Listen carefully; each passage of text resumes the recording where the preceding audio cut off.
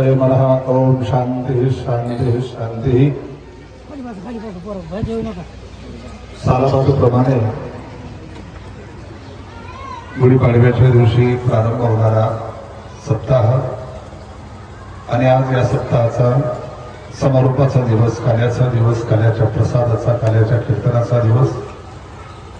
आणि या दिवशी सर्व ग्रामस्थांनी, जन्मभूमीतील सर्व ग्रामस्थांनी आज केलेला सत्कार, केलेला आदर शिरसावंदी आहे, त्याबद्दल मी आपला ऋणी आहे।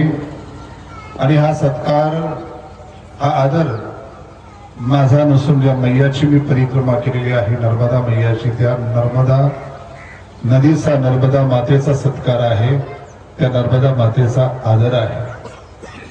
आपण भाग्यशाली आहोत की या गोदा काठावर जन्माला आलो, गोदा काठावर आपण राहायला आहोत। परंतु असं असतं, अतिपरिचयात अवज्ञा। गोदा काठावर असून आपल्याला गोदेचं महत्व, गोदावरीचं महत्व, गंगेचं महत्व नसतं माहिती। परंतु नर्मदेच्या तटावर राहून नर्मदेचं महत्व, नर्मदेचा आदर कसा करावा, त्या मध्य प्रदेश आणि गुजरातच्या लोकांकडून शिकावं आपण, ज्या काठावर ते राहतात। परंतु नर्मदा नदी एक अशी आहे, ज्या नर्मदा नदीला लोक माता मानतात, आई मानतात, मैया मानतात। आणि मैया तशा प्रकारचं आपल्या बालकांना प्रेम सुद्धा देते। हा माझाच अनुभव नाही, तर अनेक परिक्रमावासियांचा अनुभव आहे की कशा प्रकारे मैया, एखादी आई आपल्या मुलांचा सांभाळ जशा प्रकारे करते, तशा प्रकारचा सांभाळ त्या ठिकाणी मैया करत असते। आमच्या पूर्वजन्मामध्ये काहीतरी आम्ही चांगलं कर्म केलं असेल, त्या कर्माच्या फलस्वरूपामध्ये आमच्या जीवनामध्ये योग आला की आम्हाला नर्मदा परिक्रमा करण्याचा अवसर प्राप्त झाला। जीवनामध्ये आपण परमार्थ करतो, परंतु कधी कधी परमार्थ करण्याच्या या प्रवाहामध्ये पारमार्थिक कार्य आणि शुद्ध परमार्थामध्ये कधी कधी आपण फरक विसरून जातो। आपण कथा करतो, कीर्तन करतो, प्रवचन करतो, वेगवेगळ्या प्रकारचे पारमार्थिक कार्य करतो आणि कधी कधी असं वाटायला लागतं की हाच परमार्थ आहे। परंतु वास्तविकता पाहिली तर ज्याला अंतरंग परमार्थ म्हटलं जातं, तो अंतरंग परमार्थ काय असतो ही नर्मदा नदी शिकवते।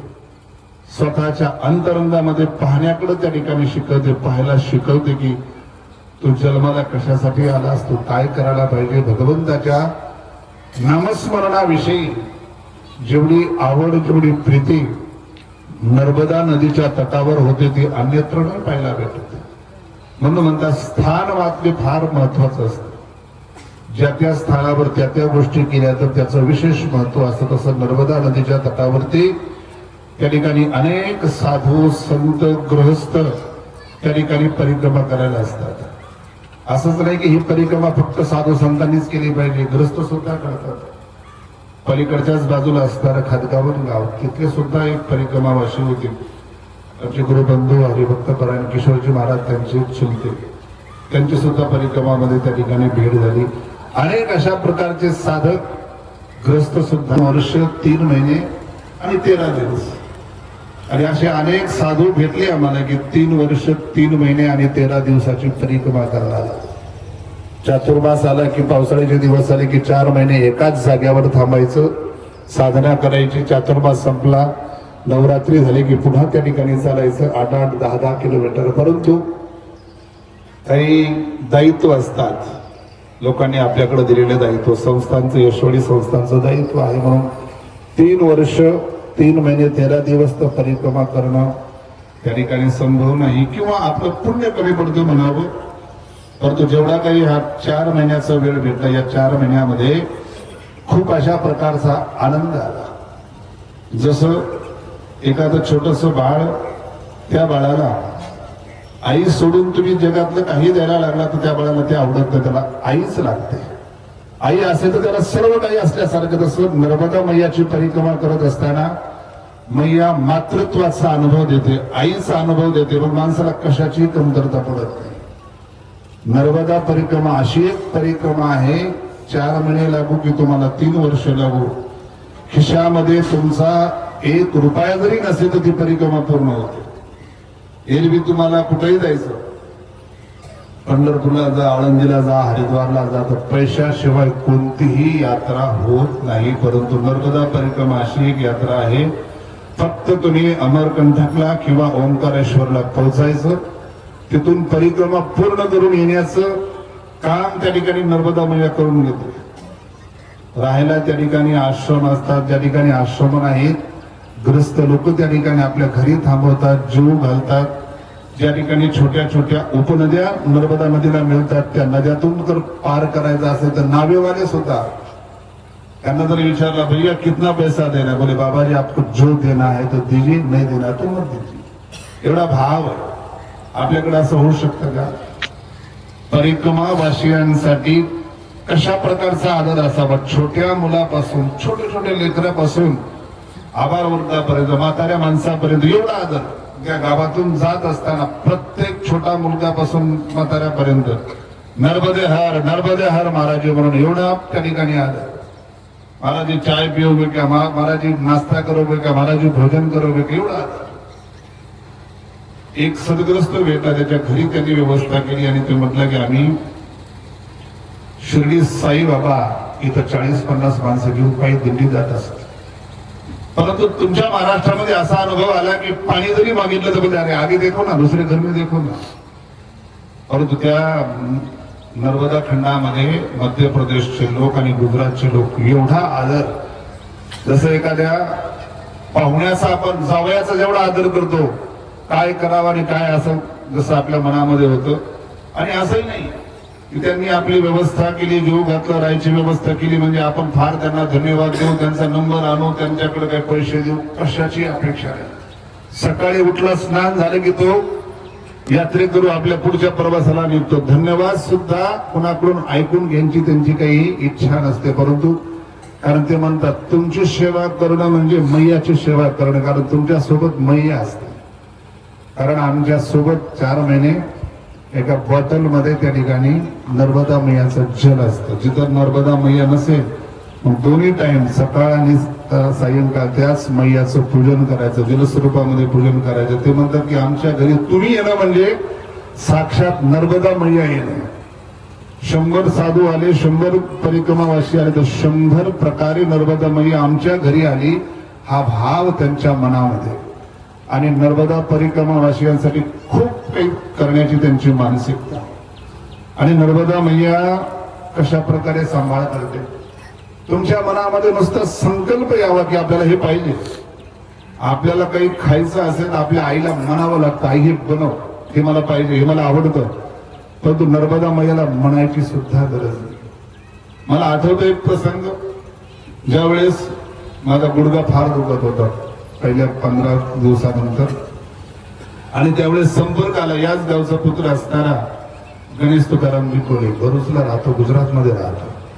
त्याचा 2-3 वेळेस फोन आला, स्वामीजी भेटायला येतो, मी डब्बा घेऊन येतो, तुम्हाला टिफिन घेऊन येतो, काय जेवण बनवायचं, काय भाजी आणायची सांगा.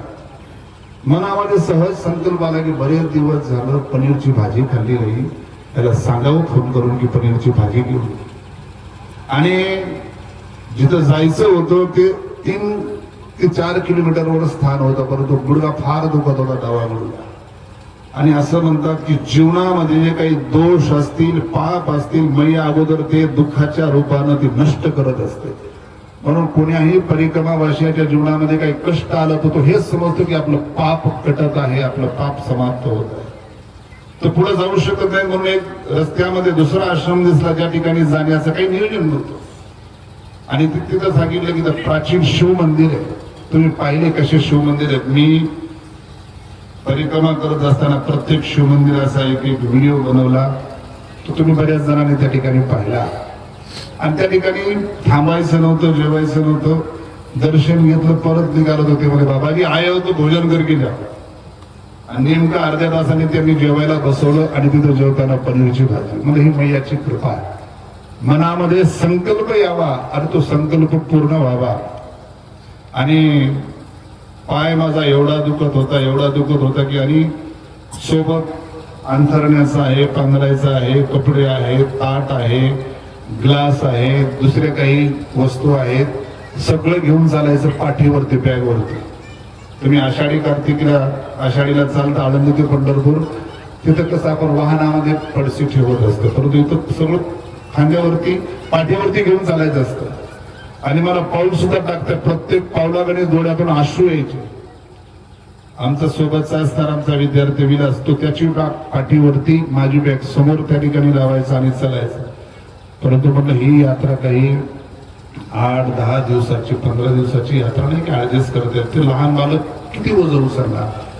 मग इलाज नव्हता काही, मग गाडी बोलवण्यात आली. मग गाडीमध्ये सगळं सामान ठेवायचं, फक्त मैया नर्मदेला पूजेचं सामान एका छोट्या बॅग मध्ये घेऊन आणि हातामध्ये पिण्यासाठी पाण्याचं कमंडूल, हातामध्ये चालण्यासाठी काठी. तसा प्रवास सुरू केला. तरी पण पाय काही गुडघा काय दुखायचा राहत नव्हता. प्रार्थना तर करायचो मैया की माझा गुडघा बरा होऊ दे, मी परिक्रमा करत आहे. परंतु म्हणतात ना, एखादं बाळ एखाद्या आईला सहज जर मागत असेल तर आई ऐकत नाही. त्या आईकडे रडावं लागतं आणि रडल्याशिवाय काही भेटत नसतं. रडलं की मात्र काहीही त्या ठिकाणी काय होत असतं, प्राप्त होत असतं. आणि ज्यावेळेस एका घाटावरती कोणी नव्हतं, एकटाच बसलेलो होतो आणि असं वाटू लागलं की एवढा त्रास होता. आणि ज्या ज्या डॉक्टरला दाखवलं, मला गणेश कोलेनं 2-3 डॉक्टरकडे नेलं. प्रत्येक डॉक्टर म्हणायचा, अरे इनको वापस ले जाओ, इनका घुटना काम नहीं करेगा, चलने नहीं आएगा, ये परिक्रमा थोड़ी है, बहुत ज्यादा चलना है. गणेशने बऱ्याच जणांना सांगितलं की स्वामीजीला वापस जा म्हणा. परंतु म्हणतात जे होईल वापस तर जायचं तर पूर्ण परिक्रमा करूनच. आणि एका घाटावरती बसलेला असताना मैयाला प्रार्थना केली की मैया आता तुलाच मला चालवणं, माझी परिक्रमा तुलाच पूर्ण करून गेली. आणि जसं एखादं बाळ त्याला चालता येत नाही, मग त्याची आई त्याला कडेवरती घेते, खांद्यावरती घेते, कधी हाताला धरून त्या ठिकाणी चालवते. तसं तू माझी आईच आहे आणि तुला मला चालवणं, माझी परिक्रमा करून घेणं तुझं कर्तव्य, तुझं काम आहे. ज्यावेळेस रडलो मैया नर्मदा समोर आणि सांगितलं की आजपासून माझी डॉक्टर तूच आहे. अनेक गोळ्या घेत होतो, पेन किलर गोळ्या, आणि आजपासून माझी पेन किलर तूच आहे, ऑर्थोपेडिक डॉक्टर तूच आहे. दुसरं कोणतंही औषध घेणार नाही, दुसरी कोणती गोळी घेणार नाही. आणि औषध घेऊन फक्त आता तुझं जल. मग कुठेही नर्मदा मैया भेटले की गुडघ्यापर्यंत त्या ठिकाणी पाणी लावायचं. आणि त्या दिवशीपासून मला कोणत्या गोळीची गरज पडली नाही, कोणत्या डॉक्टरची गरज पडली नाही. आणि सुखरूपानं माझी नर्मदा परिक्रमा पूर्ण झाली. असं म्हणतात की आपण करू शकत नाही, मैया नर्मदाची परिक्रमा करून घेत असते. मैया नर्मदा माणसामध्ये असणारा अहंकार करते. माणसामध्ये फार अहंकार असतो. मी करतो, मी केली, मी करणारा. जिथं मी पाना आला मैया नर्मदेला काय कुणालाच पसंत नसतो. लोकांनाही त्या ठिकाणी अहंकार बसत नसतो, देवाला अहंकार बसत नसतो, तर मैया नर्मदेला कुठून त्या ठिकाणी अहंकार आवडणार. आणि ज्यावेळेस अहंकार सोडल्या जातो, शरणागती त्या ठिकाणी आपण करतो, त्याच्यावरती सोपवतो, तर मग त्या ठिकाणी मैया नर्मदेवरती ती सोपवलं की माझी परिक्रमा पूर्ण करून घेण्याचं काम तुझं आहे. आणि त्या दिवशीपासून मग दररोज 25 कधी 28 कधी 30 कधी शेवटी तर 10-12 दिवस आम्ही 35 किलोमीटर त्या ठिकाणी चाललो. परंतु कसल्याही प्रकारचा त्रास जाणवला नाही. ही एकमेव कृपा आहे मैया नर्मदेची. अहंकार असतो माणसाला, मी संन्यासी आहे, मी अमुक मठाचा महंत आहे, मी असा आहे तसा आहे. मैया नर्मदा सगळा अहंकार तोडून मोडून काढते. तू केवढाही अस, इथं सगळ्या सारखं त्या ठिकाणी वागवलं. सामान्य ग्रस्त जरी असला, कसा जरी असला, सगळ्यांना आश्रमामध्ये सारखी व्यवस्था. कुठेही झोपावं लागतं, कधी कधी अशा मंडपामध्ये झोपावं लागतं, कधी कधी ओगड्यामध्ये झोपावं लागतं, कधी कधी खिचडी खाऊनच त्या ठिकाणी भागवावं लागतं, कधी कधी डाळ भातच खाऊन त्या ठिकाणी भागवावं लागतं. परंतु कधी मनामध्ये त्या ठिकाणी दुःख न वाटता आपलं अस्तित्व विसरून त्या ओंकारेश्वरला परिक्रमेचा संकल्प घेत असताना तिथले संकल्प देणारे म्हणतात, परिक्रमा जाते समय सबसे पहले अपना घमंड, अपना अहंकार छोड़ के जाना, तब परिक्रमा पूरी हो पाएगी. घमंड लेके जाओगे मैं ऐसा हूं वैसा हूं, तो परिक्रमा पूर्ण नहीं होगी. म्हणून अहंकार कशा प्रकारचा जीवनातला जावा, घमंड कशा प्रकारचा जीवनातला जावा, हे नर्मदा मैयाच्या परिक्रमेतून त्या ठिकाणी शिकायला प्राप्त होते. मुख्य साधना माणूस संसाराच्या प्रवाहामध्ये किंवा परमार्थाच्या पारमार्थिक कार्याच्या प्रवाहामध्ये मुख्य परमार्थ ज्याला नामस्मरण म्हटले जाते, सगळ्यात सोपा आणि सगळ्यात महत्वाचा परमार्थ कोणता तो नामस्मरण. आणि ते नामस्मरण नर्मदा परिक्रमेमध्ये खूप घडतं. सकाळी 6 ते सायंकाळी 6 12 तास, त्याच्यामध्ये दुपारी 2-2.5 तास जेवण विश्राम, जवळपास 9 ते 10 तास चालायचं. आणि सारखं नामस्मरण करते वेळेस नामस्मरण करत करत चालायचं असतं. असं नाही की 4 निघाले गप्पा मारत चालले. आणि मैयाचीच तशी कृपा आहे, 4 जरी निघाले तर सोबत ठेवत नाही. काहीतरी तुमच्यात वाद पेटून देणार, काहीतरी भांडण करणार, लावून देणार आणि ताटातूट करणार. आम्ही 4 होतो. असे बरेच दिवस झाले की मी एका आश्रमात, आमचा विद्यार्थी एका आश्रमात, आमच्या सोबत असणारे परमात्मा चैतन्य ते एका आश्रमात, आमच्या सोबत दुसरे ब्रह्मचारी गोपाळ ते वेगळ्या आश्रमात. आणि त्याच्यामध्ये एक साधूला विचारलं की, आणि मी माझ्याकरता हेच 3 जण आलेले होते. माझा खूप त्या ठिकाणी प्रयत्न असायचा की माझ्या सोबत सर्वांनी राहावं. एका साधूकडून म्हटलं, मेरे साथ में महाराज जी आए लेकिन ऐसा क्यों कर रहे? बहुत अच्छा स्वभाव था उनका, लेकिन जानबूझ के पीछे रहते हैं, पीछे के आश्रम में रोकते, कभी आगे निकल गए तो आगे जाते, हमारे से आगे जाते. बोले उनके स्वभाव के कारण नहीं जा रहे हैं. ये मैया नर्मदा की कृपा है कि तुम्हारे भजन में कोई विक्षेप न हो. साथ में चलोगे तो गप्पे लड़ाते चलोगे, गप्पे मारते चलोगे. सांगायचं तात्पर्य, नर्मदा मैयाच्या तटावर चालत असताना त्या ठिकाणी नामसाधना खूप घडते. माणूस अंतरंगामध्ये त्या ठिकाणी पाहायला लागतो की खरा परमार्थ आपल्या जीवनामध्ये झाला पाहिजे, खरं वैराग्य आपल्या जीवनामध्ये झालं पाहिजे. तुम्ही म्हणाल माता माऊली आम्हाला दर्शन करू दिलं नाही. हनुमंतरायाच्या काही साधना जीवनामध्ये प्राप्त झालेल्या आहेत आणि त्या साधना करत असताना काही पावित्र्य राखावं लागतं.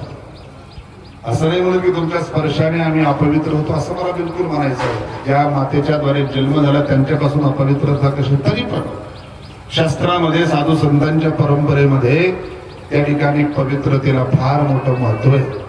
आणि माझ्या साधनेमध्ये पवित्रता राहावी म्हणून मी हा निर्णय घेतलेला आहे. आणि या निर्णयाला तुम्ही एक अहंकार वृत्ती म्हणून त्या ठिकाणी पाहू नये, एक माझ्याकडे साधक म्हणून पाहावं. तुमचाच पुत्र मी आहे, तुमचाच त्या ठिकाणी आहे, परंतु कसल्याही प्रकारचा मनामध्ये वेगळा भाव न आणता एक आपलाच पुत्र एका मरुद्रांच्या साधनेला लागलेला आहे. आणि त्या साधनेमध्ये थोडीशी पवित्रता बाळगणं गरजेचं आहे. अनेक ठिकाणी जावं लागतं, कुठला स्पर्श कसा होतो यापासून आपली त्या ठिकाणी सुरक्षा व्हावी याकरता तो नियम घेतलेला आहे. आणि त्या नियमामध्ये आपण सर्व साध्याला वेगळा मनामध्ये भाव आणणार नाही अशा प्रकारची प्रार्थना आहे. आणि आपल्या सर्वांच्या जीवनामध्ये एकदा तरी नर्मदा परिक्रमा घडावी. कारण नर्मदा परिक्रमा आपल्याला अंतरंग शिकवते, अंतरंगाचा परमार्थ शिकवते. म्हणून पुढच्या वर्षी म्हणा, 2 वर्षांना म्हणा, 5 वर्षांना म्हणा, परंतु विनंती आहे, तुम्ही मला महाराज आमच्याकडे वेळ नाही, तुम्हाला काय वेळच वेळ, परंतु खूप आणि 80% ग्रस्त 20% साधून परिक्रमा तुमच्यासारखे सर्व ग्रस्त चालतात. म्हणून परिक्रमा आपल्या जीवनामध्ये असावी, साधना असावी. म्हणजे नाही घडत आम्हाला 3 महिने 4 महिने, तुम्ही वाहनांतरी करा, बस न जा. काही जण असे होते की 2 व्हीलरवर, मोटरसायकलवर पती पत्नी बसले, आपलं बँक पकडली पाठीमागे पत्नीनं, निघाले आमच्या बरोबर थांबायचे, आमच्या बरोबर प्रसाद ग्रहण करायचे, निघायचे. आम्हाला लागले असतील 4 महिने, तर त्यांची 1 महिन्यामध्ये, कुणाची 1.25 महिन्यामध्ये त्या ठिकाणी परिक्रमा होते. म्हणजे मोटरसायकलवर करू शकता, 4 व्हीलरनं करू शकता, बसनं करू शकता. परंतु जीवनामध्ये नर्मदेचं महात्म्य काय, नर्मदेविषयी मातेविषयी काय आदर असावा, त्या लोकांचा काय भाव आहे, तो भाव पाहण्याकरता सेवा भाव काय आहे. मी म्हणेल मी माझ्याच महाराष्ट्राचा अपमान करणार नाही, परंतु सेवा भाव महाराष्ट्राला त्यांच्याकडून शिकण्यासारखा आहे. सेवा भाव खूप, म्हणजे या 4 महिन्यामध्ये असा एकही व्यक्ती आम्हाला भेटला नाही की त्यांनी आमचा काहीतरी अनादर केला, काहीतरी अपमान केला, काहीतरी उपहास केला. प्रत्येक जण नर्मदे हर म्हणून हात जोडून जोडा आपल्यासोबत. नुसतं म्हणायचं मैया हम आगे नहीं चल पा रहे हैं, कुछ भोजन प्रसादी मिल जाएगा. हा बैठिए बाबाजी, मी करणार, कधी करणार. आणि अशा आश्रमामध्ये गेल्यावर सुद्धा त्या आश्रमवाल्यांची कमाल आहे. 10:30-11 वाजल्यापासून थांबतात लोक. 11 वाजता 10 आले, 12 वाजता पुन्हा 10 आले, 1 वाजता पुन्हा 10-20 आले. ते असं कधी म्हणणार नाही की भोजन का समय 11 बजे है, आप चले आए 12-1 बजे, असं कधीच नाही. आई आहे दरवाजात जाऊन नर्मदे हर म्हणून त्यांना आव्हान करायचं. दरवाजावर आडू बऱ्याच ठिकाणी आम्हाला रस्त्यामध्ये अडवलं. आम्हाला पुढे जायचं 4 किलोमीटर, परंतु डायरेक्ट दंडवत पाया पडत की हमारी यहाँ रोटी आहे, आमच्या घरी थांबा, आमच्या आश्रमामध्ये थांबा. आपल्याकडे म्हणजे पुढं बघा ना, पुढच्या घरी बघा ना, आम्ही दिसायला तर ना फिरले का येण्याची असा भाव कधीच नाही. तुम्ही 2 वाजता जा, 2:30 वाजता जा, रात्री 9 वाजता जा, जेवण बनवून खाऊ घालण्याची त्यांची त्या ठिकाणी. कारण ते परिक्रमा वासीला साक्षात नर्मदा मैया समजतात.